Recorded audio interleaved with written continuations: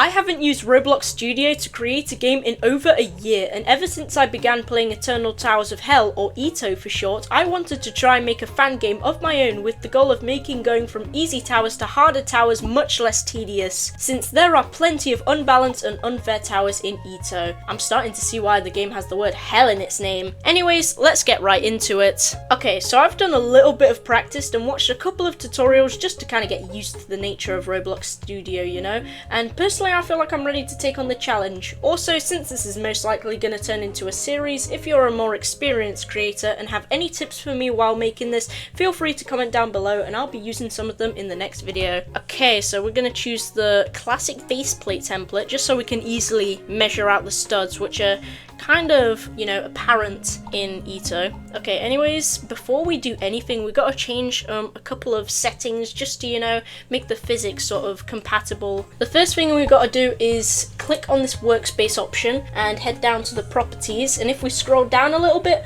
we'll see that it says physics stepping method is set to default. We want to change that to fixed. And then what I'm also going to need to do is head to avatar settings. Oh wait, I got to save to access avatar settings. Alright, obviously it's going to be called Rexy's Smart Tower Progression. I'm not sure if it's narcissistic putting my name in there, but you know what, whatever. Okay, what should the... Wait, you can put a space in the description and it still counts as being a description? Well, sign me up. Okay, there we go. Now, we don't really want to worry about any of this stuff on the left, so if we click these three dots right here, you can see it's set to R15 only. However, EToH uses R6 only, so we're going to need to change it to that before we do anything else. Now, let's see what happens if we test the game. Yeah, as you can see, the physics are basically identical to EToH now. At least I hope it is. But as you saw just then, I kind of fell from the sky because we don't have a spawn point yet, so we're going to need to add one of those. But luckily, if we search up the Eternal Towers of Hell kit, which just so happens to be in my recently searched, and we add this top one right here. Oh god, what is going on here? Oh dude! Yo, we got a tower! What's that red thing at the top? I'm guessing that's a teleporter. Now yeah, as you can see, we got all this stuff right here. We got some conveyors, we got these bouncy platforms, we got some push boxes, we got some X pushers, all that stuff, and of course we got the regular sort of stuff that is necessary in obbies. However, if we play the game, as you can see, we do spawn in a different location now, which happens to be inside the tower, but you can see that most of the obstacles are kind of just missing. Now, why are they missing, you may be asking? Well, that is because if we head into the EToH kit folder and head into scripts and head into this one called readme, it gives us a little set of instructions on where to put different scripts. For example, damage event script and collision groups go into server script service. A few moments later. Okay, now let's see if it works. I'm actually kind of curious on what this is gonna look like.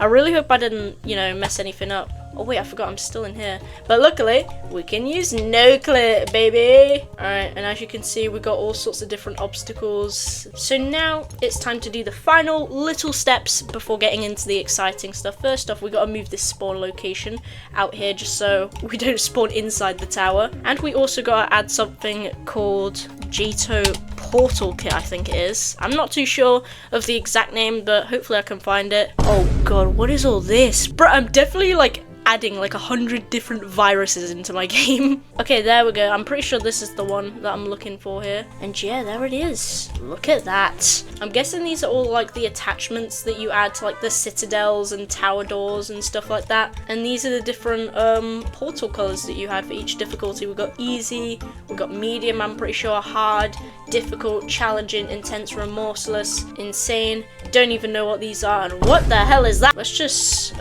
copy this. Where is it? Why has it gone all the way up there? It might be because it's like within these little boxes right here. I'm not sure what these are. Oh, it's for music. Okay, so it's like little music zones. That's pretty sweet. I can't even select the tower door, bro. I'm regretting life already. This is so scuffed. I might just not even add any music because I can't even be asked. And it's so I don't get copyrighted.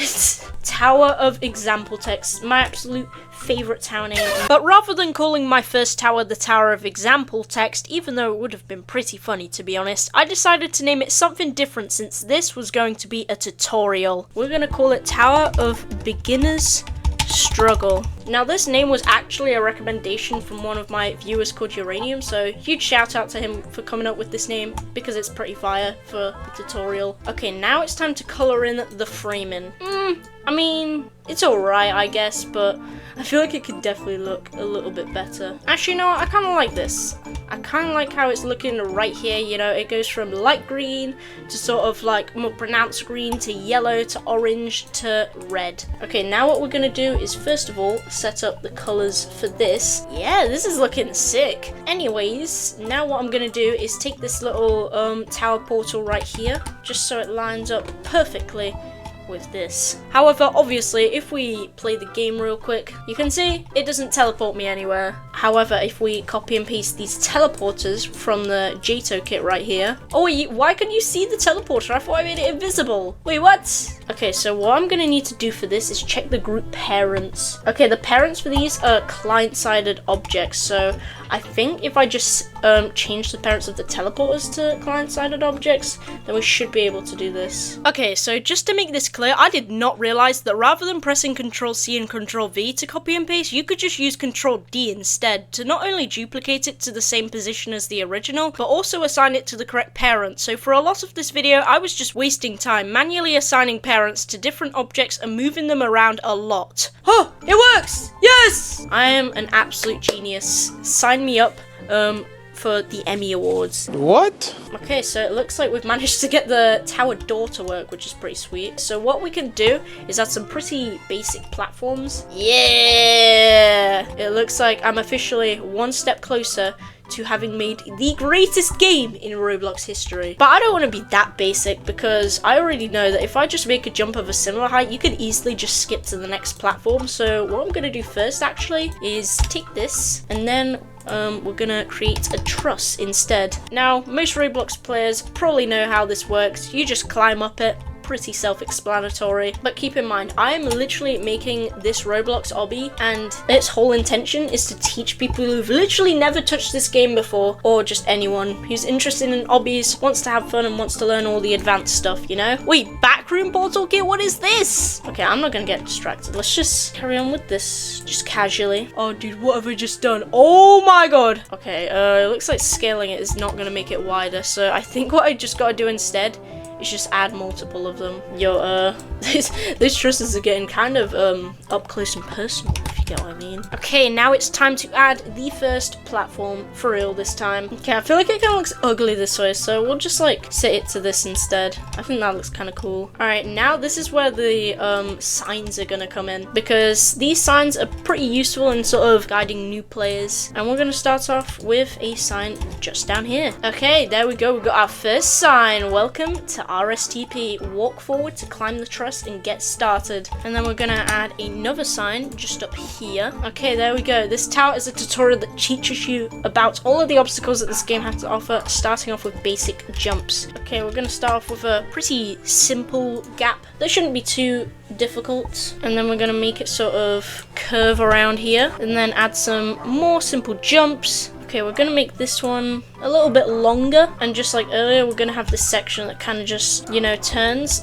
to the left. This is going along really well so far. And now what I'm gonna do is add some wedges, since they appear a lot in Roblox obbies. Oh dude, why does it have to extrude upwards like that? Bro, why? My OCD is already kicking in, and it's literally been like 15 minutes since I started recording this video. Oh, it's still got like a little gap over it, but you know what, at this point, I don't even care. Okay, now what I'm gonna do is add one of the trusses from before and then add a little jump towards it. Okay, we're making some pretty decent progress. I started with this little truss wall that you gotta climb up to start off with as like a little anti-skip, I guess. We've got some basic jumps, we got some wedges right here, and we got this truss that goes up higher and higher up. What I kind of want to do to polish things up is select all of these and kind of scale them and like sort of extrude them downwards just so they all hit the floor and it kind of looks more realistic that way, you know? I know at this point I'm kind of just extending audience watch time,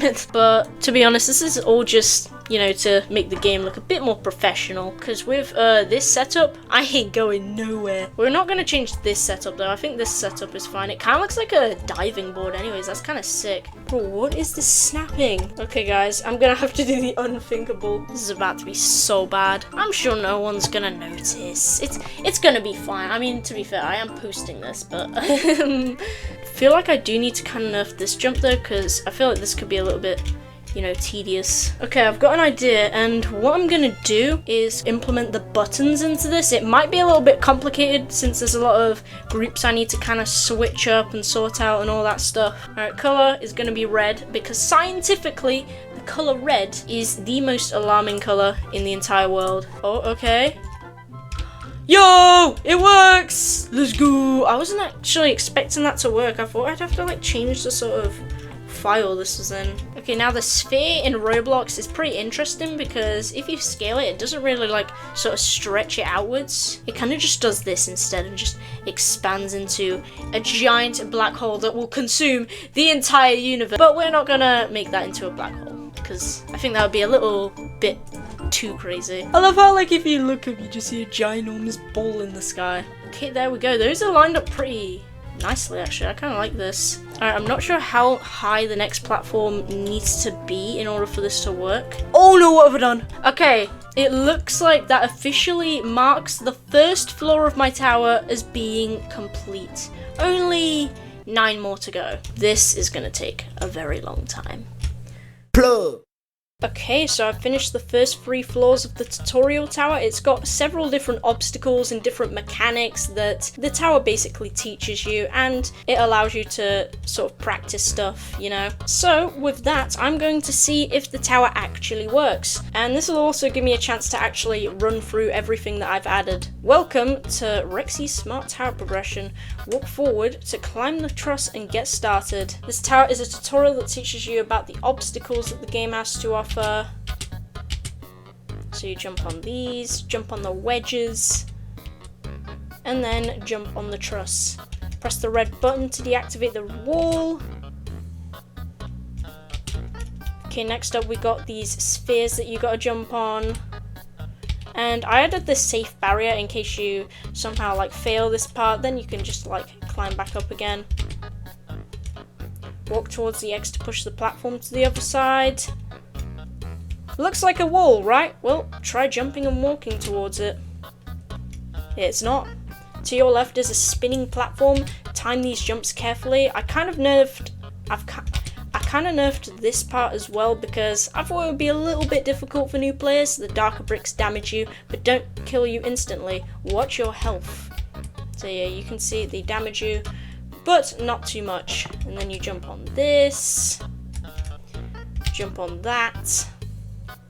These are rope swing platforms which can move around when you stand on them. Be careful. So yeah, you can see they kind of rock around, and for this part you gotta push the platform so it swings high enough for you to make it up the wall. Kind of like, okay, wait. Oh my god. Okay, I can't even do it, bro. What? Stop tumbling around. I can't even stop it, bro. This is a mistake. Oh, I definitely made this part too hard. Whatever, we made it anyways. And this jump pad will launch you towards floor number 3. So we got this basic little tightrope right here. Nothing too special. We got a little staircase too. These are conveyors and they boost you in the direction of the arrows. You can see this one doesn't quite work too well, but this one will send you this way. And then this one goes upwards. We got this little damage brick thing where you got to be pretty careful. This button has a timer. If it runs out, the wall reactivates, forcing you to go back and try again. I haven't actually tested this yet, so let's see if it works. Okay, so let's just say you're doing it at like a moderate sort of pace, you know. And you climb up this truss. And then you gotta go around here. Then jump across this. Okay, yeah, the timing is actually pretty good though. Anyways, if you enjoyed this, make sure to leave a like and subscribe if you never want to miss when I post a new video, and I'll see you guys next time.